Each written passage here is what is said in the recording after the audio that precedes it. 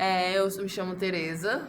Eu estou aqui entrevistando a professora Cibele, que a gente vai fazer um podcast para o nosso trabalho. E eu vou começar com uma pergunta simples. Para começarmos, poderia compartilhar um pouco sobre sua trajetória profissional e o que levou a escolher essa área para fins profissionais da sua carreira? Pronto. Assim, para começar, eu não comecei a minha vida profissional como administradora, né? Eu comecei a minha vida profissional como economista, me formei em economia, depois eu fiz mestrado em economia, trabalhei em banco, né? E aí, quando chegou num determinado momento, o que aconteceu? Eu senti falta da questão dos processos, né? Do estudo dos processos. Porque a economia, ela não estuda isso, a economia estuda cenários. A gente trabalha cenários, trabalha uma visão muito mais ampla, muito mais... E aí, o dia a dia, a rotina, os processos, os desafios, lidar com conflitos, saber trabalhar com pessoas, isso são temáticas que passam muito longe de uma área como a economia. E como eu trabalhei desde muito cedo, a minha primeira gestão foi no banco, foi aos 23 anos, né? Então, assim, eu fazia muito intuitivamente, como muita gente acha que as coisas são, que administrador é uma profissão intuitiva, que você já nasce sabendo ser administrador. Isso não é verdade, isso é uma utopia, a gente não nasce sabendo ser administrador. A gente tem que estudar para ser administrador. Então, eu sou uma das pessoas que eu digo assim, eu sou a prova viva de que quando você faz o curso, quando você estuda, quando você aprende, você consegue ser um profissional muito melhor. Então, por exemplo, a administração entrou na minha vida já aí mais ou menos no meio da minha carreira como formação. Mas desde o início eu era administradora, eu era gestora, só que eu não tinha formação de administradora. E aí eu busquei essa formação. Entre o doutorado e fazer a administração, eu optei por fazer a administração. Eu achei que ia me ser muito mais vantajoso. E realmente foi, né? Porque num determinado momento da minha vida, eu só me reergui por causa da administração. Então, eu brinco, se eu tivesse feito doutorado em economia, talvez eu tivesse desempregada. Né? Mas como eu optei fazer administração, isso me abriu vários leques. Então, assim, pra mim, eu digo que é a profissão mais versátil que existe. Eu defendo até embaixo d'água a questão da administração. Durante sua jornada, quais foram os maiores desafios que você enfrentou e como superou? São muitos, né? São muitos. Porque a gente tá falando aí de quê? 27 anos, né? De mercado, é muito tempo. Eu acho que os desafios, eles são diferentes dependendo do momento da sua vida, tá? Do conhecimento que você tem naquele momento que você está passando pelo desafio e, assim, de como você encara esse desafio. Então, por exemplo, os meus primeiros grandes desafios, eles para mim eram quase que impossíveis de ser levados. Um problema de cultura organizacional, conflito com liderança, né? Conflito com liderança é terrível, torna a tua rotina operacional horrível. Só que quando você é muito jovem, é muito difícil você saber lidar com essas situações. Então, hoje, por exemplo, uma coisa que eu consigo fazer com mais leveza, há 20 anos atrás era uma tortura, né? Então, assim, quais são os maiores desafios? É difícil enumerar, porque o administrador, a profissão de administrador é uma profissão de resolução de problemas. Então, todos os dias, quando você acorda, que você sai de casa, que você vai trabalhar, você vai enfrentar desafios. E se não houver desafio, não precisa de você. Então, assim, quem não gosta de resolver problema não pode estar fazendo administração. Né? Uma vez eu estava dando uma palestra e a pessoa falou assim, mas é porque eu trabalho com uma administração de economia, não tem muito problema. Meu amor, graças a Deus. Né? Esses problemas é que lhe mantém empregado. Então, é muito difícil você escalonar qual é o maior desafio. Eu acho que o desafio, ele sempre é muito grande, porque quando ele acontece, você nunca está preparado para ele. Depois que você resolve ele, você fala, foi simples. Né? Mas na hora que ele chega, você não está preparado para ele. Então, assim, todo desafio, quando você está passando por ele, ele é o maior desafio da sua vida. Por quê? Porque naquele momento você ainda não passou, você não... Se for uma coisa que você já passou e já resolveu, ele deixou de ser desafio. Né? Então, assim, a gente tem que entender muito isso. Assim, sempre, todo dia que a gente acordar para trabalhar, a gente vai ter uma coisa para resolver e vão existir coisas que a gente ainda não resolveu. Então, quais são os maiores desafios? Aqueles que a gente ainda não passou. Aqueles que vão vir a gente ainda não sabe resolver.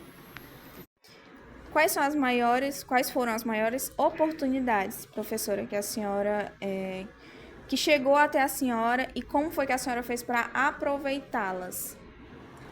Olha, a oportunidade, ela não é que ela chegue até você cria, né? Então, eu acho assim, quando você me pergunta assim, qual foi a oportunidade que chegou até você?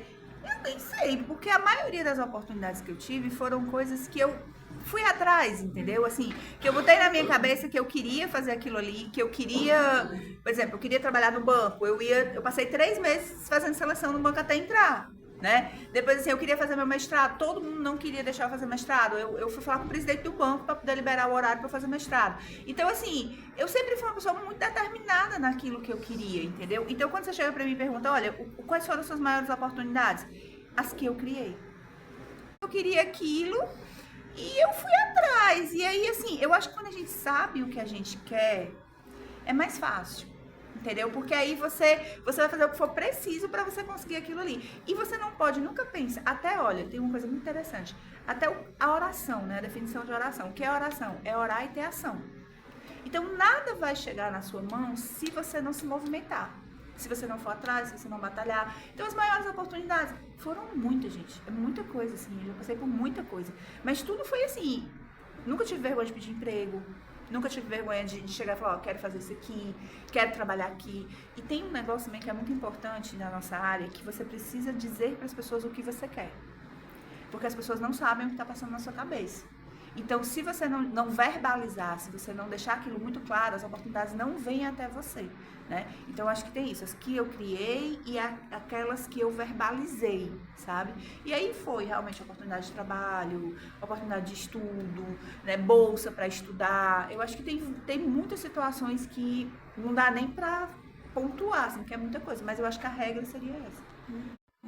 A ética profissional, professora, ela é fundamental em todas as áreas, né? Quais foram e quais são os dilemas éticos mais comuns que a senhora já encontrou? Eu acho que talvez o maior dilema ético que exista, tanto na gestão quanto na área acadêmica, é você conseguir separar o seu pessoal do seu profissional. Entendeu? É você não, por exemplo, você não misturar o seu ambiente de trabalho com os seus relacionamentos, com as suas questões pessoais, porque na hora que você faz isso, você tira a impessoalidade, né? Então, por exemplo, pessoas que se relacionam no local de trabalho, pessoas que abordam, por exemplo, professor que aborda aluno, o gestor que aborda funcionário, isso é a coisa talvez mais sem ética que eu acho dentro de um ambiente de trabalho e que eu já passei, né? Então, eu acho assim, por que isso é complicado? Porque na hora que você entra, primeiro, um chefe que dá em cima de uma funcionária que é um cargo inferior ao seu, ali, você tá coagindo aquela pessoa, né? Por isso que é um assédio. Então, assim, é uma talvez das situações que eu acho mais antiéticas, tá? E óbvio, tem N outras, mas se fosse escalonar, pra mim, eu acho que abuso de poder, assédio moral, assédio sexual, né, seriam as coisas mais antiéticas que a gente tem dentro do nosso mundo. E existe muito, tá? Não é utopia. Como você lida com a utilização de novas tecnologias no seu trabalho? Elas são vistas como ferramentas facilitadoras ou como um desafio a ser superado? As duas coisas, né? Assim, como é que eu vejo a tecnologia no meu trabalho? É essencial.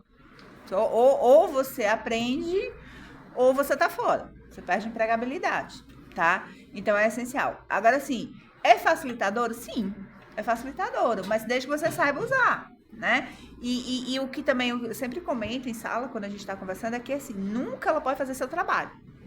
Ela pode facilitar o seu trabalho no sentido de quê? De lhe ajudar, fazer uma parte braçal, fazer um levantamento de dados para você trabalhar, trazer alguma coisa, mas o filtro final sempre é seu, né? Então, é desafiador, principalmente para mim, porque eu sou de uma geração que a gente não cresceu com tecnologia, né? Uma coisa que eu comento muito. Então, assim, aprender tecnologia depois de uma certa idade é muito desafiador, né? Para todo mundo, assim. Mas é necessário. Ou você aprende ou você tá fora. A qualificação profissional é constante? Como você se mantém atualizado com novidades da área? Sim. Olha, para quem trabalha muito, fazer curso, eu acho que é mais desafiador, né? Pessoa que tem uma rotina de trabalho pesada e tal, você fazer um curso é mais desafiador. Mas ler, estudar, é uma prática que você pode fazer a qualquer hora. Né? Eu sempre digo assim, se você tá ali, em vez de você estar olhando o Instagram de uma pessoa que você não sabe, que a pessoa não sabe nem quem você é, né? Que não vai influenciar em nada na sua vida, pegue um tempinho e leia um livro.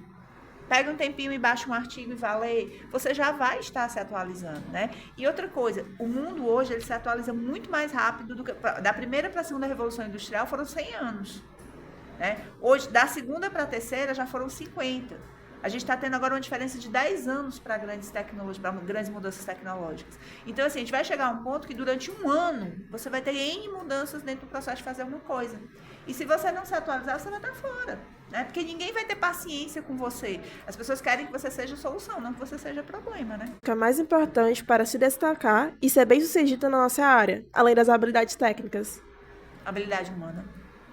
Se você pegar a matriz de Hentz, né, que ela fala das funções do administrador, e compara essas funções do administrador com com os níveis organizacionais, a única habilidade que tem o mesmo peso no nível operacional, tático e estratégico é a habilidade humana. Então, assim, um administrador, ele precisa de habilidade, dependendo do nível organizacional que ele esteja, ele precisa mais ou menos de uma determinada habilidade técnica ou conceitual, mas a habilidade humana, ela tem o mesmo grau de importância em qualquer nível operacional, ou qualquer nível organizacional. Então, isso quer dizer o quê? Que o administrador, ele não é um técnico. Ele é uma pessoa que ele consegue coisas por intermédio de pessoas. Então, para mim, a habilidade mais importante é a humana. E para finalizar, a senhora gostaria de deixar alguma mensagem para profissionais do futuro? Sim. Eu acho que a primeira coisa que eu diria é nunca, por hipótese nenhuma, desistam de nada, né? Assim, porque na vida a gente ouve mais não, a gente tem mais queda do que... Assim, quando você vê uma pessoa numa determinada posição, você acha que a trajetória daquela pessoa foi muito simples para chegar até ali.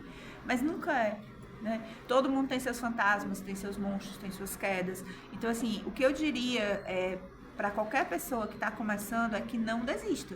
Nunca, por hipótese nenhuma. Vai fazer um curso? Termine. Tá lendo um livro? Termine esse livro. Tá fazendo um projeto? Termine. Mas se não der certo, não tem problema, fica de experiência, você aprende para a próxima.